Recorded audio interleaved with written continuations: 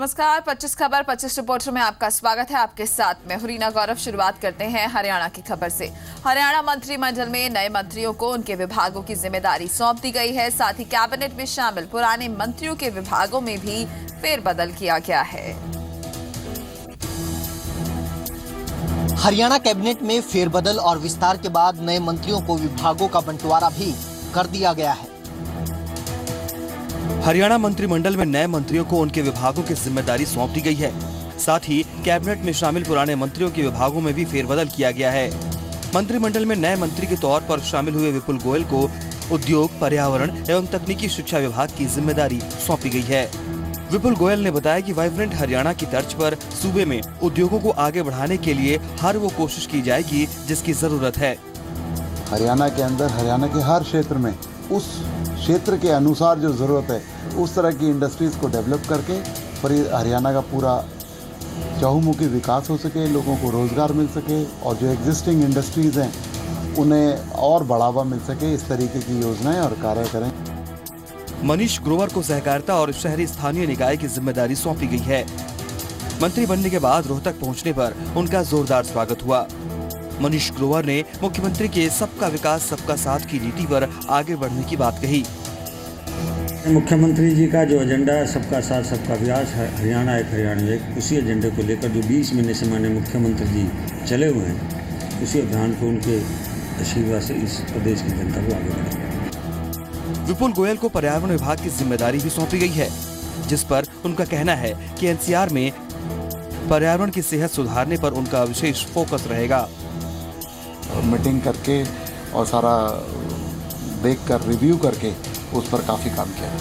Captain Abhimanyu से उद्योग और पर्यावरण समेत 4 महकमे वापस लिए गए हैं, तो वहीं अनिल विज से चुनाव की जिम्मेदारी वापस लेकर रामविलास शर्मा को सौंपी गई है। चंडीगढ़ से कुलबीर दीवान और रोहतक से राज टाकिया के साथ Mahendra Singh, Zee media. Punjab Haryana high court में कथित मुरथल गैंगरेप मामले पर सुनवाई हुई, जिसमें एमएक्स क्यूरी अनुपम गुप्ता ने दलीलें रखी और प्रकाश सिंह रिपोर्ट का हवाला दिया। दलीलें सुनने के बाद हाई कोर्ट ने सरकार को फटकार लगाई कि तय समय में क्यों कुछ नहीं हो पाया। हरियाणा के मुरथल गैंगरेप मामले में हाई कोर्ट ने एक बार फिर से सरकार को फटकार लगाई है। मुरथल गैंगरेप मामले में शनिवार को Punjab and Haryana high court में सुनवाई हुई। इस दौरान कोर्ट के न्यायिक मित्र ने कोर्ट में दलीलें रखी और प्रकाश कमेटी का हवाला देते हुए मामले की जांच सीबीआई को सौंपने की मांग रखी। वहीं कोर्ट ने मामले की जांच के लिए गठित एसआईटी और प्रदेश सरकार की तरफ से बार-बार समय मांगे जाने पर भी नाराजगी जाहिर की। हाई कोर्ट ने सरकार को फटकार लगाते हुए मामले को लेकर गंभीर नहीं होने की बात कही। मुरथल बलात्कार पे आर्ग्यूमेंट स्टार्ट हुई, उसमें जो हरियाणा के एजी के लॉयर हैं उन्होंने रेप विक्टिम के वर्जन पे कई सवाल उठाए। फिर जज साहब ने कहा कि आप सिर्फ टाइम ले रहे हैं और आप कुछ कर नहीं रहे हैं। अनुपम गुप्ता जी जो इसमें अमाइकस क्यूरी हैं, उन्होंने कहा कि मैं इसमें सीबीआई प्रोब की डिमांड करता हूं। जज साहब ने कहा कि आप हमें बेवकूफ़ बनाना बंद कर दीजिए, मैं चैलेंज के लिए जाने को तैयार हूँ।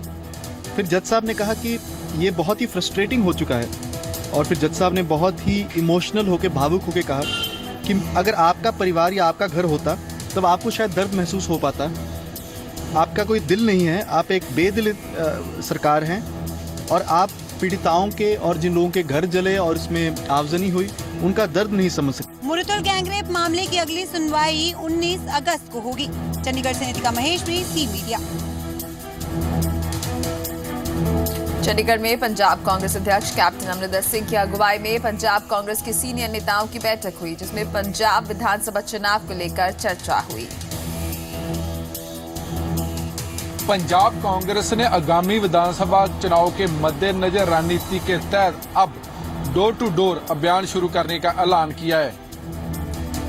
आगामी विधानसभा चुनाव की रणनीति को आगे बढ़ाने के मसले पर चंडीगढ़ में पंजाब कांग्रेस के दिग्गज इकट्ठा हुए, जहां कैप्टन अमरिंदर सिंह के घर पर तमाम बड़े मुद्दों पर चर्चा हुई।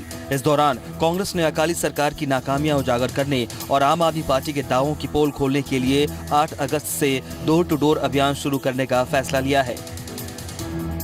ਤੇ ਜਿਹੜੀਆਂ ਇਹ ਸਰਕਾਰ ਹੈ ਇਸ ਦੀਆਂ ਕੁਰੀਤੀਆਂ ਦੱਸਣਗੇ। ਆਮ ਆਦਮੀ ਪਾਰਟੀ ਕਿਸ ਤਰ੍ਹਾਂ ਸੱਤਾ ਦੇ ਕਾਬਜ ਹੋਣ ਵਾਸਤੇ ਹਰ ਤਰ੍ਹਾਂ ਦੇ ਬੰਦੇ ਜਿਹੜੇ ਕਿ ਲੋਕਾਂ ਵੱਲੋਂ ਰਿਜੈਕਟ ਕੀਤੇ ਗਏ ਹੈ ਉਹਨਾਂ ਨੂੰ ਲੈ ਕੇ ਸੱਤਾ ਦੇ ਕਾਬਜ ਹੋਣ ਲਈ ਕਿਸ ਤਰ੍ਹਾਂ ਉਪਰਾਲਾ ਕਰ ਰਹੀ ਹੈ, ਇਹ ਅਸੀਂ ਪੰਜਾਬ ਦੇ ਲੋਕਾਂ ਨੂੰ ਦੱਸਣ ਵਾਸਤੇ ਇੱਕ ਪ੍ਰੋਗਰਾਮ ਬਣਾਇਆ, ਜਿਹਦੇ ਨਾਲ ਅਸੀਂ ਹਰ ਘਰ ਜਾ ਕੇ ਕਾਂਗਰਸ ਦੇ ਜਿਹੜੇ ਲੋਕ ਹੈ ਉਹ ਲੋਕਾਂ ਨੂੰ ਅੱਜ ਦੇ ਹਾਲਾਤ ਬਾਰੇ ਦੱਸਣਗੇ। बैठक के बाद रवनीत सिंह बिट्टू ने मीडिया से बातचीत के दौरान आम आदमी पार्टी के नेताओं से जुड़े हालिया विवादों का जिक्र किया और आपको स्टंटबाजी से बाज आने का मशवरा दिया। ਅੱਗੇ ਇਹ ਗੱਲਾਂ ਨਾ ਦੁਹਰਾਈਆਂ ਜਾਣ, ਇਸ ਕਰਕੇ ਜ਼ਰੂਰ ਸਾਨੂੰ ਆਮ ਆਦਮੀ ਪਾਰਟੀ ਨੂੰ ਕੋਈ ਸਟੰਟ ਕਰਨ ਦੇ ਬਜਾਏ ਲੋਕਾਂ ਨੂੰ ਝੂਠਾ ਗਮਰਾਹ ਕਰਨ ਦੇ ਮਾਰੇ ਜ਼ਰੂਰ बचना चाहिए, सचेत रहना चाहिए। विधानसभा चुनाव को लेकर पंजाब कांग्रेस की कोशिश ड्रग्स, बेरोजगारी और करप्शन के मुद्दे को बनाने की है।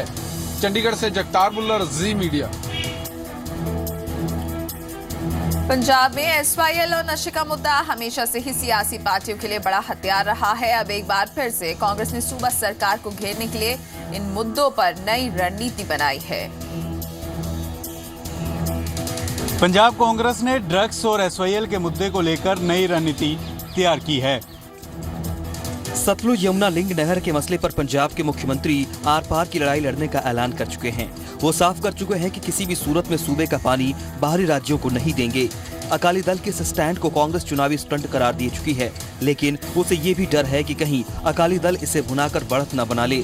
इसी पहलू को मद्देनजर रखते हुए पंजाब कांग्रेस की बैठक में एसवाईएल के मसले पर चर्चा हुई और संघर्ष को आगे बढ़ाने का फैसला किया गया। बैठक के बाद इंद्रजीत सिंह जीरा ने एसवाईएल पर सीएम के बार-बार दोहराए जा रहे बयानों पर भी चुटकी ली।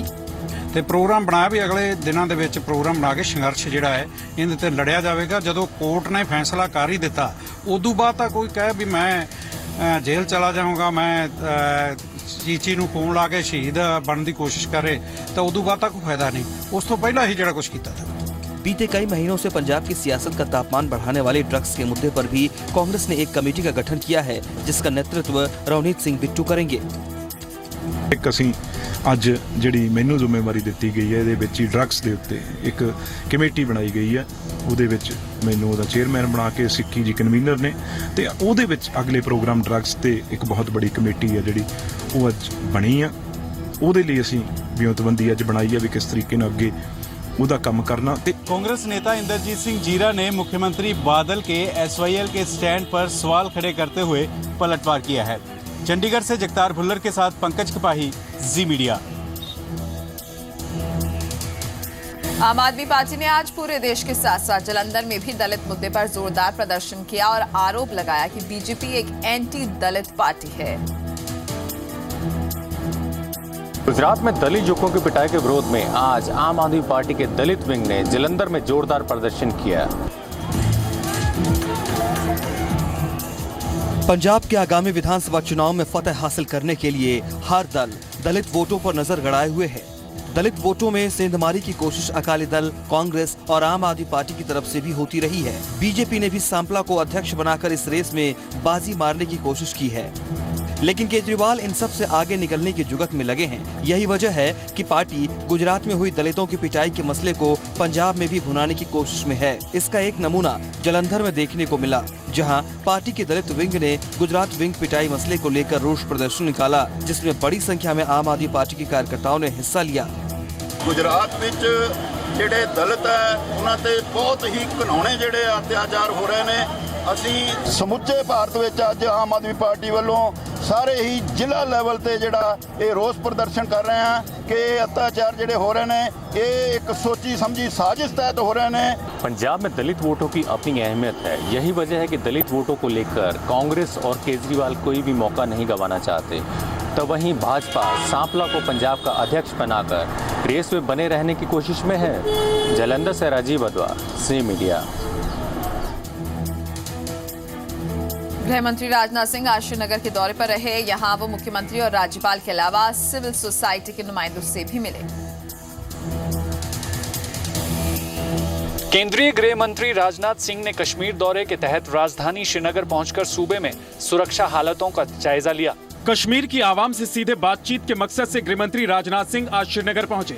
यहां वो सुरक्षा हालात का जायजा तो लेंगे ही, साथ ही समाज के अलग अलग तबके के लोगों से मिलकर उनकी समस्याओं का पता लगा रहे हैं। जम्मू कश्मीर के साथ अपना एक सपोर्ट देने की और यहाँ शांति बहाली के लिए जो अपील की है सभी के लिए को की है, तो इसका एक अच्छा मैसेज है। प्रदेश सरकार केंद्र सरकार के साथ तथा अन्य एजेंसियों के साथ समन्वय करके पूरी क्षमता के साथ परिस्थितियों के साथ निपटने का प्रयास कर रही है और धीरे धीरे अब स्थिति सामान्य होती जा रही है। इस बीच कश्मीर घाटी के ज्यादातर इलाकों में 15वें दिन भी कर्फ्यू लगा हुआ है। हालात में सुधार की वजह से राजधानी श्रीनगर के कुछ हिस्सों और बांदीपोरा, बारामूला, बडगाम और गांदरबल से कर्फ्यू हटा लिया गया है। लोगों के जख्म पर मरहम लगाने की कोशिश के तहत मुख्यमंत्री महबूबा मुफ्ती कुपवाड़ा गयी। उन्होंने हिंसा में मारे गए लोगों के घर वालों से मुलाकात की। 8 जुलाई को हिजबुल आतंकी बुरहान वानी के एनकाउंटर के बाद कश्मीर घाटी में हालात बिगड़े। हिंसा में अब तक 47 लोगों की मौत हो चुकी है, जबकि 3700 से ज्यादा लोग घायल हो चुके हैं। घायल होने वालों में 1500 से ज्यादा सुरक्षा बल के जवान हैं। BSNL के मोबाइल फोन और ब्रॉडबैंड को छोड़कर बाकी पर रोक लगी हुई है। हालात में सुधार की वजह से राजधानी श्रीनगर के कुछ हिस्सों और बांदीपुरा, बारामूला, बडगांव और गांदरबल से कर्फ्यू हटाया गया है। श्रीनगर से ब्यूरो रिपोर्ट के साथ संदीप सिंह, जी मीडिया। घाटी में जारी कर्फ्यू से परेशान लोगों के सब्र का बांध अब टूटने लगा है। पाकिस्तान के रवैये से खफा लोग सड़कों पर आ गए।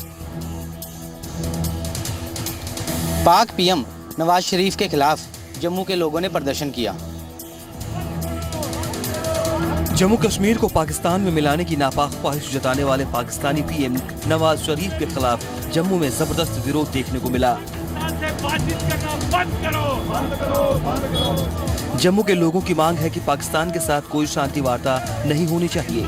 लोग चाहते हैं कि पाकिस्तान को करारा जवाब दिया जाए। अब एक ही रास्ता बच गया है, वो पाकिस्तान को मुंहतोड़ जवाब देने का, और तमाम संसद के सदस्य एक पारित करे पार्लियामेंट में प्रस्ताव। वहीं घाटी के हालात बिगड़ने के बाद से कश्मीरी पंडित जम्मू में डेरा डाले हुए हैं। रिलीफ कमिश्नर के दफ्तर के बाहर उनके धरने को 9 दिन हो चुके हैं। उन्होंने साफ किया है कि ऐसे हालात में घाटी में काम करना मुमकिन नहीं है, इसलिए उन्हें ट्रांसफर किया जाए। जो वहाँ का वातावरण है, जो वहाँ पे सिचुएशन है, हम उस सिचुएशन में अब जॉब नहीं कर सकते। क्योंकि सर देखिए, हमें मुस्लिम भाइयों से कोई गिला शिकवा नहीं है, लेकिन सर जो पथराव हम पे हुआ, चाहे वो एलिमेंट्स थे, चाहे कुछ था, हमें साइकोलॉजिकल फेयर बैठा हुआ है, हमें अंदर से डर बैठा हुआ है, और उस डर में हम वहाँ पे उस जगह पे काम नहीं कर सकते। हम चाहते हैं कि हमें यहाँ जम्मू में एडजस्ट करें। उधर घाटी से लौटे कश्मीरी पंडितों का धरना जारी है, जो जम्मू ट्रांसफर किए जाने की मांग कर रहे हैं। जम्मू से राजू केरनी के साथ मनीष शर्मा, जी मीडिया। लुधियाना की रहने वाली 15 साल की छात्रा जानवी बहल ने ऐलान किया है कि वो इस बार 15 अगस्त को श्रीनगर के लाल चौक पर तिरंगा फहराएगी। जानवी बहल ने ऐलान किया है कि वो इस बार 15 अगस्त को कश्मीर के लाल चौक पर झंडा फहराएंगी। 6 फीट का ये वही तिरंगा है जो जानवी इस बार 15 अगस्त को श्रीनगर के लाल चौक पर फहराएगी। जानवी ने कश्मीर में रहने वाले उन लोगों को पाकिस्तान जाने की नसीहत दी है जो भारत में रहकर पाकिस्तानी झंडे फहराते हैं। जानवी ने लश्कर आतंकी हाफिज सईद को चुनौती भी दी है।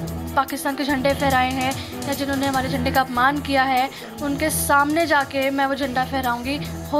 अगर कोई रोक सकता है तो रोक ले। लाल चौक में खतरा है नहीं है ये सब मुझे नहीं पता, मुझे बस इतना पता है कि मुझे वहाँ जाके अपने झंडे को फहराना है 15 अगस्त वाले दिन। जो उन्होंने हमारे देश के कश्मीरी भाई बहनों और देश की युवा पीढ़ी को गुमराह कर रहे हैं, वो ना करें। जानवी बहल ने मार्च में देशद्रोह के आरोपी कन्हैया कुमार को बहस की चुनौती दी थी। जानवी कई अहम मुद्दों को लेकर प्रधानमंत्री, मुख्य न्यायाधीश और सूचना प्रसारण मंत्रालय को चिट्ठी भेज चुकी है। जानवी ने सोशल मीडिया के पॉर्न कंटेंट के खिलाफ पंजाब हरियाणा हाईकोर्ट में याचिका दायर की थी। 2014 में जानवी ने नाबालिगों को सिगरेट और तंबाकू बेचने वाले दुकानदारों के खिलाफ स्टिंग ऑपरेशन किया था।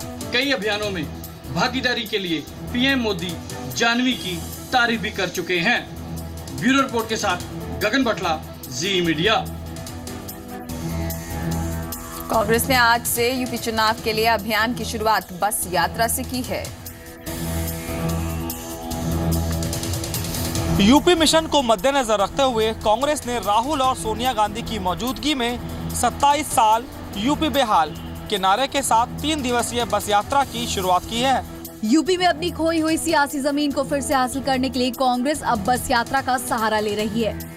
यूपी में 27 साल यूपी बेहाल के नाम से कांग्रेस यात्रा निकाल रही है। कांग्रेस अध्यक्ष सोनिया गांधी और उपाध्यक्ष राहुल गांधी ने दिल्ली कांग्रेस मुख्यालय से बस को रवाना किया। ये यात्रा 3 चरणों में पूरी होगी। पहला चरण दिल्ली से मुरादाबाद, दूसरा चरण मुरादाबाद से शाहजहांपुर, आखिर में ये यात्रा लखनऊ पहुंचेगी। यूपी में कांग्रेस की CM candidate Sheila Dikshit, UP Congress अध्यक्ष राज बब्बर, यूपी कांग्रेस प्रभारी गुलाम नबी आजाद समेत कई बड़े नेता बस में सवार होकर यूपी के लिए रवाना हुए।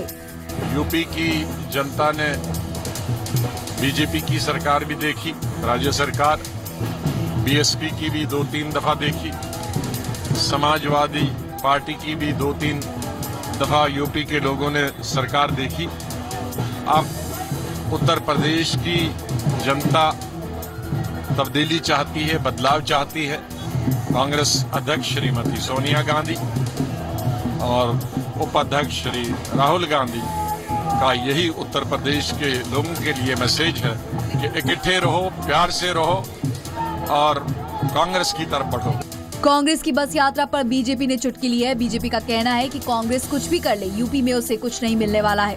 प्रदेश में 15 साल से जनता को सपा बसपा और कांग्रेस ने बंधक बना रखा है। प्रदेश अब विकास चाहता है, प्रदेश में परिवर्तन की लहर है और सोनिया जी झंडी दिखाएं या फिर कोई और वहां कैंपेन करना जाए, उत्तर प्रदेश में कांग्रेस का कोई वजूद नहीं। बताया जा रहा है कि यूपी में कांग्रेस के चुनावी रणनीतिकार प्रशांत किशोर ने 27 साल यूपी बेहाल को पार्टी का मुख्य चुनावी नारा बनाने का फैसला किया है। बस यात्रा कांग्रेस के उस प्लान का हिस्सा है जिसमें पार्टी ने 45 दिन के अंदर यूपी में 27 रैली करने की तैयारी की है। आय से अधिक संपत्ति मामले में ईडी के बढ़ते जांच के दायरे की वजह से हिमाचल प्रदेश के मुख्यमंत्री वीरभद्र सिंह इन दिनों सूबे की सियासत के केंद्र में आ गए हैं। हिमाचल प्रदेश के मुख्यमंत्री वीरभद्र सिंह के खिलाफ चल रही ईडी की जांच पर सूबे में सियासत थमने का नाम नहीं ले रही है। हिमाचल प्रदेश के मुख्यमंत्री वीरभद्र सिंह इन दिनों सियासत के केंद्र में हैं। वजह है ईडी की जांच और पूछताछ का बढ़ता दायरा। जहां हिमाचल कांग्रेस मुख्यमंत्री के बचाव में अड़ा हुआ है, वहीं विपक्ष हर हाल में मुख्यमंत्री को घेरने में जुटा हुआ है। हिमाचल बीजेपी ने एक बार फिर से ईडी के बहाने मुख्यमंत्री पर हमला बोला है कि कोई भी भ्रष्ट व्यक्ति है, वो चाहे ऊंचे से ऊंचे पद के ऊपर बैठा हो, उसके विरोध में एजेंसीज कोई भी हो, उसको निष्पक्ष होकर के जांच करनी चाहिए, उस पर कार्रवाई करनी चाहिए। वहीं हिमाचल कांग्रेस लगातार अपने मुख्यमंत्री के बचाव में खड़ा नजर आ रहा है।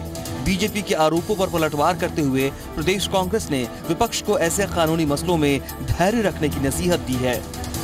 भारतीय जनता पार्टी को भी देश की न्यायिक प्रक्रिया में विश्वास रखना चाहिए और जितनी भी एजेंसीज ईडी या सीबीआई, इनकम टैक्स सभी जो काम कर रही है उनको अपना काम करने देना चाहिए, उसमें इन्फ्लुएंस करने की आवश्यकता नहीं है। सियासत में तो हर पहलू एक मुद्दा होता है और हिमाचल में तो विधानसभा चुनाव का माहौल भी है। ऐसे में विपक्ष हाथ आया मुद्दा इतनी आसानी से कैसे छोड़ दे। मोहित प्रेम शर्मा, जी मीडिया, शिमला। हिमाचल की अमीर विरासत को बरकरार रखा जाए, इसके लिए Indian national trust for art and cultural heritage ने हिमाचल प्रदेश यूनिवर्सिटी के साथ एक करार किया है। International trust for art and cultural heritage और एचपीयू के बीच में एक एमओयू साइन हुआ है, जिसके तहत कला और संस्कृति संरक्षण पर काम किया जाएगा। पहाड़ी राज्य हिमाचल प्रदेश अपनी नेचुरल ब्यूटी के लिए देश दुनिया में मशहूर है। इसके साथ ही यहाँ की कला और संस्कृति भी उतना ही महत्वपूर्ण स्थान रखती है। उसी आर्ट और कल्चर के कंजर्वेशन और प्रिजर्वेशन को फोकस में रखते हुए हिमाचल विश्वविद्यालय ने इंटेक के साथ एक एमओयू साइन किया है। इस एमओयू को साइन किए जाने पर एचपीयू प्रशासन खासी खुशी जाहिर कर रहा है और उसे उम्मीद है कि इससे कला संस्कृति के संरक्षण के साथ साथ छात्रों को भी नया सीखने को मिलेगा। और ये हमारे विश्वविद्यालय का सौभाग्य है कि आज हमें ये मौका मिला है कि हम उनके साथ एक एमओयू साइन करें, जिससे कि हमारे हिमाचल की जो कला है, हमारी हिमाचल की जो संस्कृति है, हमारे हिमाचल की जो सांस्कृतिक धरोहर है, उसको हम बचा के रख सकें। उधर Indian national trust for art and culture heritage के अधिकारियों के मुताबिक एचपीयू कैंपस में एक ट्रेनिंग सेंटर खोला जाएगा। छात्रों को पेंटिंग्स, मैन्युस्क्रिप्ट्स की कंजर्वेशन के बारे में बताया जाएगा। हेरिटेज साइट्स के संरक्षण के बारे में भी जागरूक किया जाएगा। With this MOU, we propose to impart education to young people, to create awareness among citizens for preservation and conservation of our cultural heritage. Intake ने एचपीयू में एक ट्रेनिंग सेंटर खोलने के साथ रोजगार सृजन करने की बात पर भी जोर दिया है। ब्यूरो रिपोर्ट के साथ विशाल द्विवेदी, जी मीडिया, शिमला। फरीदकोट में गैरकानूनी तरीके से चल रही पटाखा फैक्ट्री में जबरदस्त धमाका हुआ, जिसने एक व्यक्ति की जान ले ली जबकि एक बुरी तरह से झुलस गया। फरीदकोट के कोटकपुरा में चल रही अवैध पटाखों की फैक्ट्री में जोरदार धमाका हुआ। धमाका होने से 2 व्यक्तियों की जान चली गई।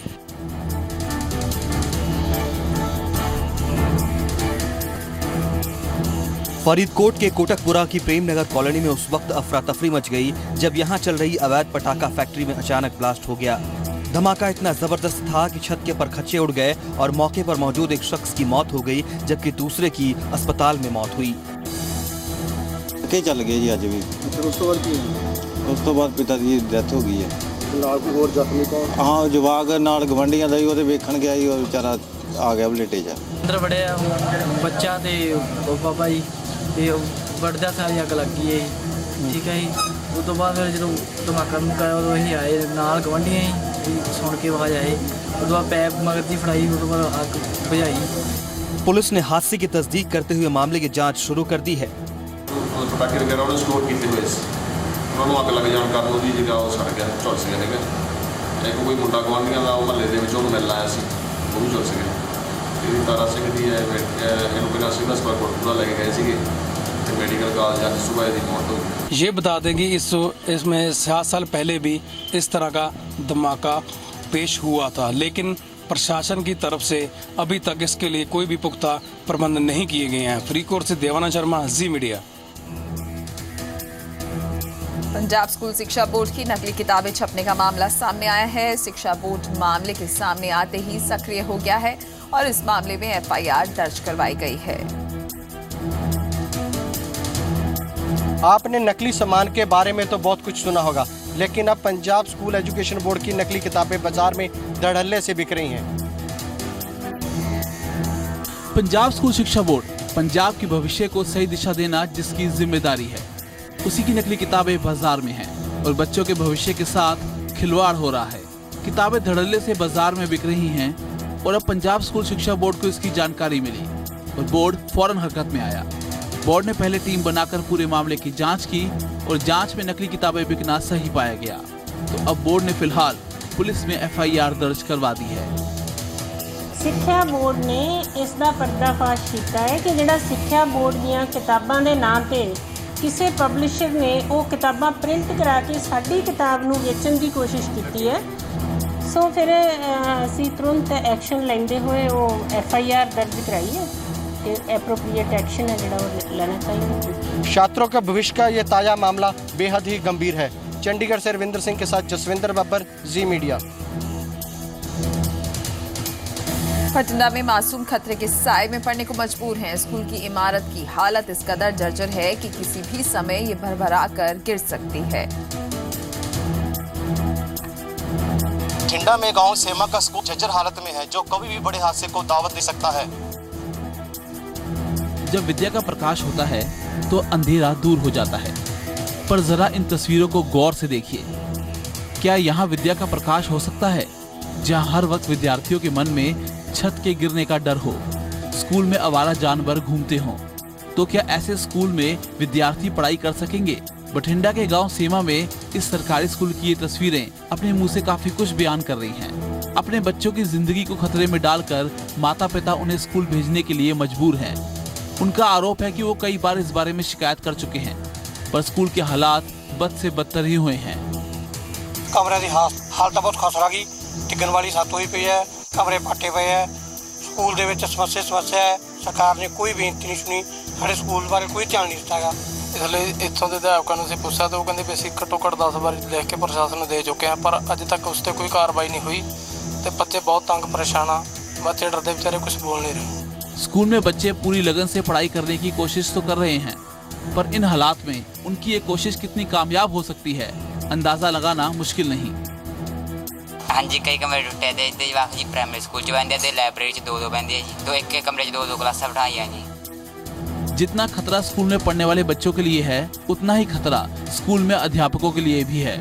इस बारे में जब स्कूल के प्रिंसिपल से पूछा गया तो उन्होंने कैमरे के आगे कुछ भी बोलने से इनकार कर दिया, पर उनके स्कूल के टीचर का कहना है कि वो कई बार शिक्षा विभाग को इस बारे में शिकायत दे चुके हैं, पर कुछ कार्रवाई नहीं हुई। ਇਹ ਹੈੱਡ ਨੇ ਕਦੇ ਵੀ ਮੇਰੇ ਨੋਟਿਸ ਵਿੱਚ ਨਹੀਂ ਲਿਆਂਦਾ। ਜਦ ਸਾਡੀ ਸੂਝ ਆਪਣੀ ਜਾਂਦੀ ਹੈ, ਨਿਰੀਖਣ ਟੀਮ ਜਾਂਦੀ ਹੈ, ਉਹ ਦੇਖਦੀ ਹੈ, ਪਰ ਇਹ ਜਿਹੜਾ ਜ਼ਿਆਦਾ ਮਿਡ ਡੇ ਮੀਲ ਵਾਲਾ ਕੰਮ ਹੈ ਸਾਰਾ ਡੀਓ ਪ੍ਰਾਇਮਰੀ ਦੇ ਅੰਡਰ ਹੈ। मैं आज उन्होंने लिख के भेजूंगी और स्कूल मुखी की जवाब तलबी भी करूंगी। प्रशासन महज आश्वासन देकर स्कूल की स्थिति को सुधारा है, जबकि बच्चे जान खतरे में डालकर पढ़ने को मजबूर हैं। बठिंडा से गोविंद सैनी, जी मीडिया। सोने की चेन लूटने वाले आरोपी को पकड़ने की कोशिश करने वाली बहादुर लड़की को गुड़गांव पुलिस ने सम्मानित किया। बहादुर लड़की को इनाम के तौर पर 5,000 रुपए दिए गए। गुड़गांव में एक ज्वेलरी शॉप में लुटेरे को काबू करने की कोशिश करने वाली बहादुर लड़की को पुलिस ने सम्मानित किया है। ये CCTV footage Gurgaon new colony मोड़ स्थित एक ज्वेलरी शॉप की है, जहां एक शख्स खरीदारी करता दिख रहा है। असल में ये शख्स ग्राहक नहीं बल्कि लुटेरा है, जो मौके से गोल्डन चेन लेकर भागने लगा। इस दौरान एक सेल्स गर्ल ने उसे पकड़ने की भरसक कोशिश की। आरोपी तो भागने में कामयाब रहा, लेकिन पुलिस ने लड़की की बहादुरी को सलाम करते हुए उसे सम्मानित किया है। बहादुर जैनब ने भी आरोपी को जल्द पकड़ने की मांग की है। साथ ही अन्य महिलाओं से भी हिम्मत के साथ समाज में होने वाले गलत कामों का विरोध करने की अपील की है। आप लोगों ने हमें सम्मानित किया, वो हमारे लिए खुशी की बात है और उन लोगों के लिए भी खुशी की बात है। मैंने जो किया वो तो हमारे मम्मी पापा के आदर्शों से, उन लोगों ने जो भी मुझे जो भी शिक्षा दी है उन सब के लोगों से मैंने आज इतनी हिम्मत करी थी, उन लोगों को पकड़ा। वहीं गुड़गांव पुलिस ने लड़की की बहादुरी को सैल्यूट करते हुए आरोपी को जल्द पकड़ने का भरोसा दिया है।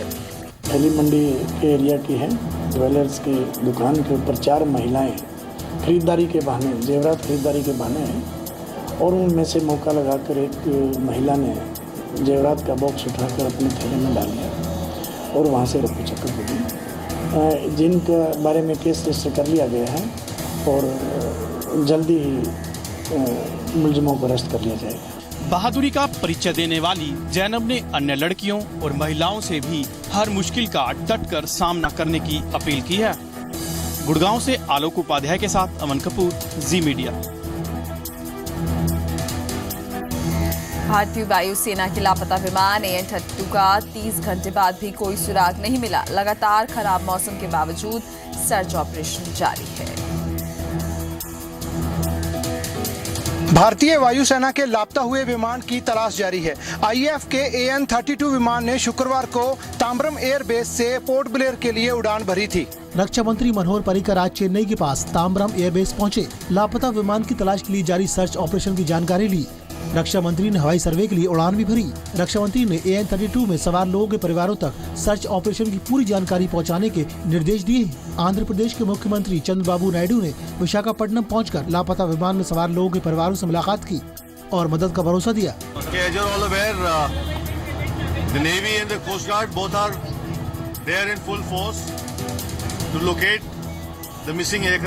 बस इतना ही बात हुआ। वो बोले कि मैं चेन्नई पहुंच गया हूँ और उनका कुछ पेपर वर्क था, वो कर रहे थे, डॉक्यूमेंट्स रेडी कर रहे थे। AN-32 विमान ने शुक्रवार सुबह 8:30 बजे ताम्बरम एयरबेस से पोर्ट ब्लेयर के लिए उड़ान भरी थी। उड़ान के 16 मिनट बाद ही विमान का संपर्क टूट गया। लापता होते वक्त विमान 23,000 फीट की ऊंचाई पर था। विमान में 6 क्रू मेंबर समेत वायुसेना और नौसेना के 29 लोग सवार थे। एक सबमरीन, 8 विमान और 17 जहाज AN-32 की तलाश में जुटे हैं।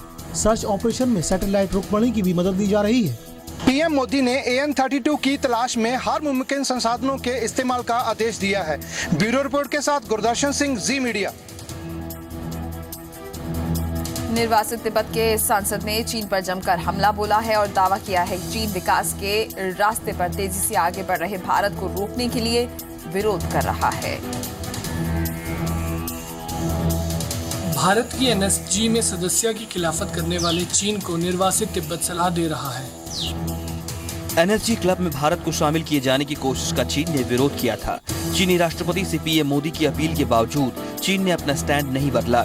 इसके लिए चीन NPT पर भारत के हस्ताक्षर नहीं करने को वजह बता रहा था।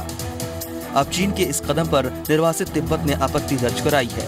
निर्वासित तिब्बत के सांसद ने चीन पर चुटकी लेते हुए कहा है कि यूएनओ में ह्यूमन राइट्स डिक्लेरेशन सिग्नेटरी होने के बावजूद चीन उनकी धज्जियां उड़ा रहा है। China opposes India has always been India's power in the Southeast Asian region, India's influence in the Southeast Asian region. China is trying to be the supreme power in Southeast Asia, but India is always there next to China, and India is also a very rising economy, rising militarily, and therefore China looks at India as a threat, I think, and that's why they want to oppose India's bid. निर्वासित तिब्बत के सांसद का दावा है कि चीन भारत के विकास के रास्ते में तेजी से बढ़ रहे कदम को रोकने के लिए विरोध कर रहा है। I think the main purpose of China saying that India cannot oppose NPT is they want to block the flourishing, the development of India by posing all these clauses. Being a non-signatory. Tibet का कहना है कि चीन खुद UN के कई declarations पे हस्ताक्षर कर चुका है, जबकि उन्हें कभी भी लागू नहीं किया गया है। धर्मशाला से ब्यूरो रिपोर्ट के साथ S Gopalpur, easy media. Germany में म्यूनिख शहर के एक शॉपिंग मॉल में एक हमलावर ने अंधाधुंध फायरिंग कर 9 लोगों की जान ले ली। जर्मनी के ओलंपिया शॉपिंग सेंटर में एक हमलावर ने अंधाधुंध फायरिंग की वारदात को अंजाम दिया है। हमला म्यूनिख शहर के ओलंपिक स्टेडियम के पास बने ओलंपिया शॉपिंग सेंटर में हुआ। चश्मदीदों के मुताबिक फायरिंग के दौरान हमलावर खुद को जर्मन बता रहा था। वो हमले के वक्त धार्मिक नारे भी लगा रहा था। शुरुआती जांच के बाद पुलिस ने बताया कि 18 साल का हमलावर ईरानी मूल का था। बेगुनाह लोगों को मारने के बाद उसने खुद को भी गोली मार ली। हमले में 10 से ज्यादा लोग घायल हुए हैं। was back on and public transport as well, and the situation was coming back to normal. विदेश मंत्री सुषमा स्वराज ने ट्वीट कर म्यूनिख में सभी भारतीयों के सुरक्षित होने का दावा किया है। मैंने जर्मनी में भारत के राजदूत गुरजीत सिंह से बात की है। उन्होंने मुझे बताया कि म्यूनिख अटैक में कोई भारतीय घायल नहीं हुआ है। यूरोप में 9 दिन में ये तीसरा आतंकी हमला है। 2 हमले जर्मनी और 1 हमला फ्रांस में हुआ। 14 जुलाई को फ्रांस के नीस शहर में हमलावर ने ट्रक से कुचलकर 80 से ज्यादा लोगों की जान ले ली। 18 जुलाई को जर्मनी के बुर्जबर्ग प्रांत में अफगान मूल के 17 साल के लड़के ने ट्रेन में कुल्हाड़ी से हमला कर 5 लोगों को घायल कर दिया। म्यूनिख हमले में 9 लोग मारे गए हैं, जबकि किसी भी भारतीय के हताहत होने की कोई खबर नहीं है। ब्यूरो रिपोर्ट, जी मीडिया। अफगानिस्तान की राजधानी काबुल में आत्मघाती धमाका हुआ है। 80 लोगों की मौत हुई है, जबकि 200 से ज्यादा लोग घायल हुए हैं। अफगानिस्तान की राजधानी काबुल में हुए आत्मघाती हमले में कम से कम 61 लोगों के मारे जाने की खबर है। काबुल में शिया हजारा समुदाय के हजारों लोग बिजली की एक ट्रांसमिशन लाइन के विरोध में प्रदर्शन कर रहे थे। तभी धमाकों की शुरुआत हो गई। पहले आत्मघाती धमाके के बाद अफरा तफरी मच गई। हालांकि दूसरा हमलावर अपने आत्मघाती जैकेट में धमाका करने में नाकाम रहा। तीसरे हमलावर को सुरक्षा बलों ने मार गिराया। कहा यह भी जा रहा है कि एक हमलावर बुर्का पहनकर आया था। धमाके के बाद दर्जनों शव सड़कों पर बिखरे पड़े हैं। आतंकी संगठन ISIS ने इसकी जिम्मेदारी ली है। अफगानिस्तान में हजारा समुदाय की आबादी करीब 30 लाख है। अफगानिस्तान की कुल आबादी में हजारा समुदाय की तादाद 9% के आसपास है। कई दशकों से हजारा समुदाय को अफगानिस्तान में अत्याचार का सामना करना पड़ रहा है। 90 के दशक में अलकायदा और तालिबान ने हजारा समुदाय के हजारों लोगों की हत्या की। दशकों से अफगानिस्तान में हजारा समुदाय को अत्याचार का सामना करना पड़ रहा है। ब्यूरो रिपोर्ट के साथ सुमित जोशी, जी मीडिया। अफगानिस्तान की राजधानी काबुल से अगवा भारतीय महिला जूडिथ डिसूजा को सुरक्षित रिहा करा लिया गया है। 9 जून को अफगानिस्तान के काबुल से अगवा भारतीय मूल की महिला जूडिथ को रिहा करवा लिया गया है। एयरपोर्ट पर जूडिथ डिसूजा का शानदार स्वागत किया गया। जूडिथ के आने की खबर विदेश मंत्री सुषमा स्वराज ने दी थी। सुषमा ने ट्वीट करके कहा, मुझे बताते हुए काफी खुशी हो रही है कि जूडिथ डिसूजा को छुड़ा लिया गया है। 9 जून को जूडिथ को काबुल में उनके दफ्तर के बाहर से संदिग्ध आतंकवादियों ने अगवा कर लिया था। 40 साल की जूडिथ डिसूजा काबुल में आगा खान फाउंडेशन नाम के NGO में सीनियर टेक्निकल एडवाइजर हैं। जूडिथ डिसूजा 2015 में काम करने के लिए काबुल गई थी। जूडिथ के परिवार ने पिछले महीने PM नरेंद्र मोदी को चिट्ठी लिखकर मदद की गुहार लगाई थी। PM मोदी ने अफगानिस्तान के राष्ट्रपति अशरफ गनी से जूडिथ को बचाने की अपील की थी। जूडिथ के परिवार ने उनकी सुरक्षित वापसी के लिए विदेश मंत्री सुषमा स्वराज का आभार जताया है। ब्यूरो रिपोर्ट के साथ विनोद मित्तल, जी मीडिया। बेशकीमती कोहिनूर जल्दी ही अपने देश भारत लौटने वाला है। दिल्ली में एक अहम बैठक में विदेश मंत्री सुषमा स्वराज और संस्कृति मंत्री महेश शर्मा ने कोहिनूर की स्वदेश वापसी के लिए ब्रिटेन से बातचीत का फैसला लिया। कोहिनूर हीरा स्वदेश वापस लाने की कोशिशें तेज हो गई हैं। अगर सब कुछ ठीक रहा तो कोहिनूर 15 अगस्त से पहले भारत होगा। कोहिनूर जितना बेशकीमती है, उसका इतिहास भी उतना ही पुराना है। इतिहास के पन्नों के मुताबिक कोहिनूर मुगल शासकों की संपत्ति का हिस्सा था, जिसे नादिर शाह ने लूटकर काबुल भिजवा दिया था, जहां से महाराजा रणजीत सिंह ने वहां के शासक शाह शुजा को हराकर फिर इसे अपने खजाने में रख दिया। लेकिन जब पंजाब के राजा दिलीप सिंह को पराजय का सामना करना पड़ा, तो राज्य के साथ साथ ये अनमोल हीरा भी तत्कालीन गवर्नर जनरल लॉर्ड डलहौजी को मिल गया।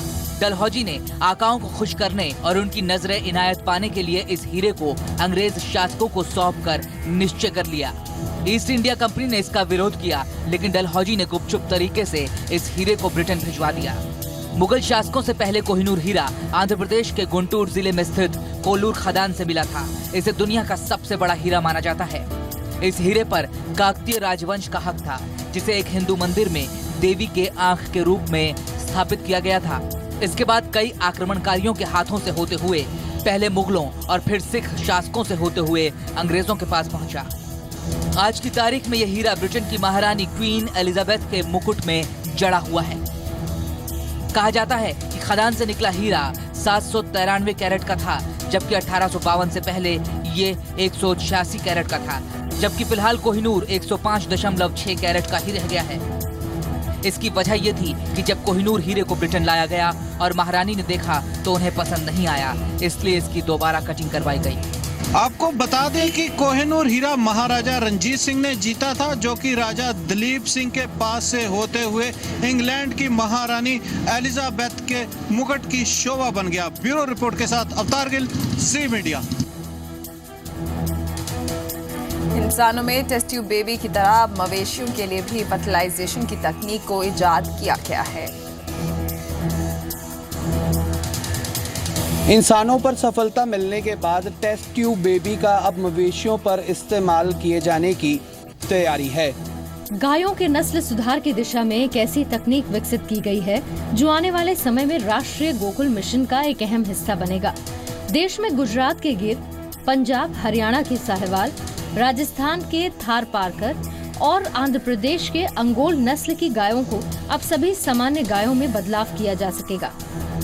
इसके लिए जेके ट्रस्ट समूह ने छत्तीसगढ़ के जांजगीर चांपा जिले के गोपालपुर में doctor Vijaypat Singhania centre of excellence for assisted reproductive technology in live stock के नाम से रिसर्च सेंटर की स्थापना की है, जहां इस नई तकनीक की दिशा में अब तक काम शुरू कर दिया गया है। यहाँ IVF तकनीक है, जिसे इन विट्रो फर्टिलाइजेशन कहा जाता है। इस तकनीक के जरिए अब तक आनुवांशिक गुणवत्ता के 14 गर्भ स्थापित किए गए हैं। ब्राज़ील जैसे देश में, कोलंबिया जैसे देश में इसकी बहुत ज़रूरत है, तो उनको यहाँ से अगर हम लोग एम्ब्रियोज बना के बेचेंगे, वो एम्ब्रियो इतना छोटा है कि आपको आँख से दिखाई भी नहीं देगा, लेकिन उसको फ्रीज़ करके -196 डिग्री सेंटीग्रेड पे फ्रीज़ करके उसको हम दुनिया में कहीं भी एक्सपोर्ट कर सकते हैं, इंक्लूडिंग इन इंडिया। ये जो नई टेक्नोलॉजी है, ये IVF टेक्नोलॉजी, जैसे टेस्ट ट्यूब बेबी आदमियों में होता है, उसी टाइप की इस टेक्नोलॉजी का IVF technology first time country में हमने बड़ी लार्ज स्केल पे इसको शुरू किया है। इस नई तकनीक की खोज अमेरिका जैसे देशों में की गई। वहाँ इस तकनीक के इस्तेमाल से गाय और दूसरे मवेशियों की फार्मिंग भी की जा रही है। दरअसल इस तकनीक से मवेशियों में फर्टिलाइजेशन को बढ़ावा देने की कोशिश है, ताकि पशुओं से दुग्ध उत्पादन को बढ़ावा मिल सके। कैमरामैन प्रमोद के साथ संदीप ओबरॉय, ब्यूरो रिपोर्ट, जी मीडिया। हिसार का एक गांव है राजली, जो कई दिनों से जलमग्न है। ये है हिसार का राजली गांव। आप चौंकिए मत, ये गांव पानी में नहीं बना है, पर हाँ काफी दिनों से ये गांव पानी पानी हो गया है। दूर दूर तक पानी ही नजर आ रहा है। जमीन, सड़क, मिट्टी के दीदार तो यहाँ के निवासियों को कई दिनों से नहीं हुए। हम जरा गांव में स्थित एक लाल इमारत के पास पहुंचे। देखने में तो स्कूल लग रहा था, इसके सामने एक और स्कूलनुमा इमारत नजर आई। रास्ता बताने वाले बोर्ड भी जलमग्न हो गए हैं। एक बच्चा मिला, एक अम्मा मिली। उन्होंने इस बात की पुष्टि की कि यहाँ एक स्कूल है। अनिल कौन सी क्लास में पढ़ते हैं? कौन से स्कूल में? सरकारी। अच्छा, पानी कब से भरा हुआ है? 2-3 हफ्ते। अच्छा, कब ये बारिश का पानी है या फिर? बारिश का भी है, दामों ये किले वाले छोड़। अच्छा, फिर इस तरफ ये स्कूल और क्या क्या है इस तरफ जिनसे पानी में डूब गई है? ये डूब रहे जी, स्कूल भी है सारे। अच्छा अच्छा, ये डूब रहे जी, ये देख लो, ये डूब रही है, स्कूल रहा जी। अच्छा अच्छा, ये सब डूबा हुआ है। अच्छा, ये अलग अलग स्कूल है कि हाँ, ये भी स्कूल है जी, ये भी। अच्छा, ये भी स्कूल है जी, दूर की दूर। मेरी बाईं तरफ देखिए, मेरी बाईं तरफ राजली गांव का ये प्राइमरी स्कूल है जो पानी से लबालब भरा हुआ है। और फिर इस तरफ देखिए, मेरी दाईं तरफ ये सीनियर सेकेंडरी स्कूल है। हालात भी यहाँ पर ऐसे ही है, पानी से लबालब ये स्कूल भरा हुआ है। उसके उस तरफ देखा जाए तो पंचायत भवन है, वहाँ पर भी पानी भरा हुआ है। और आप इस तरफ देखिए, ये पूरी की पूरी एक बस्ती है गांव के बाहर, यहाँ पर भी पानी लबालब भरा हुआ है। और 1 हफ्ते से ज्यादा का वक्त हो गया है, यहाँ के लोग नारकीय जीवन जी रहे हैं। गांव वाले पानी भरने से बहुत परेशान हैं। हर दर पर गुहार लगा चुके हैं, पर पानी का स्तर कम नहीं हो रहा। लोग गांव छोड़ने को मजबूर हो रहे हैं। मच्छरों की संख्या बढ़ चुकी है, पर प्रशासन ने कोई ठोस कदम नहीं उठाया। बारिश आवत है, दमीदार तारा है, पानी बरसात का नहीं है पानी। ये पाइप गेड़ा है और दमीदार मारी बस्ती हमदा ये उरा। कितने घर हैं? ये कम से कम भी 30-40 घर से। जी हमारे 100 घर है पानी में डूबे खड़े हैं। 2-2 फुट भीतर पानी है। 12 घर हमारे निकल के सगारा में गए। बाकी हम भी लेकर नवाले हो रहे हैं 1-2 दिन में। सब बीमार पड़े हैं। मच्छर इतना हो रहा है जी, कोई था को नहीं। कि में यो गंदा पानी खेतों का आवा है बस सारा। और 2 जुलाई से हमारे गांव में पूरा पानी भर रहा है, लेकिन आज तक कोई सुनवाई नहीं हुई। हम डीसी के गए, एसडीएम के गए, लेकिन वो 1-2 दिन कह के अपनी पूर्ति कर रहे हैं कि भाई कल भेज देंगे। जमीनी स्तर पर प्रशासन की कोई संजीदगी नजर नहीं आ रही, तभी इस गांव में जमीन ही नजर नहीं आ रही। पर हाँ, दावे पूरी मजबूती से रखे जा रहे हैं और दावा किया जा रहा है कि पानी जल्द निकाल लिया जाएगा। हमें तो आज ही मालूम हुआ है जी, पानी चढ़ा हुआ उसमें, और इसकी ड्रेन की व्यवस्था के लिए हम जगह देख रहे हैं। तो जैसे ही इसकी अलाइनमेंट फाइनल हो जाती है, हम ड्रेन खोद देंगे, पानी निकलवा देंगे। बच्चों की पढ़ाई में दिक्कत, बीमारियों का डर, रोजमर्रा का काम ठप। इस वक्त राजली गांव के निवासी परेशानियों से घिरे हैं। उन्हें इंतजार है प्रशासन के दावों का पूरा होने का, क्योंकि दावे बदस्तूर जारी हैं, राहत नसीब नहीं हो रही। कैमरामैन राजेंद्र के साथ महेंद्र सिंह, जी मीडिया हिसार। मॉनसूनी बारिश ने जहां एक तरफ भीषण गर्मी से राहत दिलाई, तो वहीं अब इसके साइड इफेक्ट्स भी दिखने लगे हैं। यमुनानगर में बारिश के चलते नेशनल हाईवे 73 पर वाहन चालकों को दिक्कतों का सामना करना पड़ा, जबकि घरों में पानी घुसने से स्थानीय लोग भी परेशान रहे।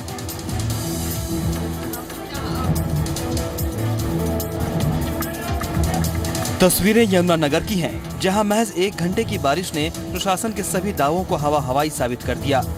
जगह जगह घरों के अंदर पानी भरा है, सड़कों पर भी यही हाल है।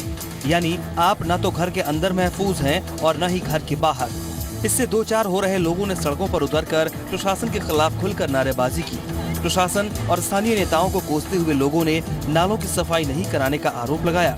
स्थानीय लोगों की माने तो यहाँ हर साल बारिश के दिनों में यही हाल होता है। बावजूद इसके प्रशासन सबक लेने को राजी नहीं है और लोगों की जान पर बन आई है।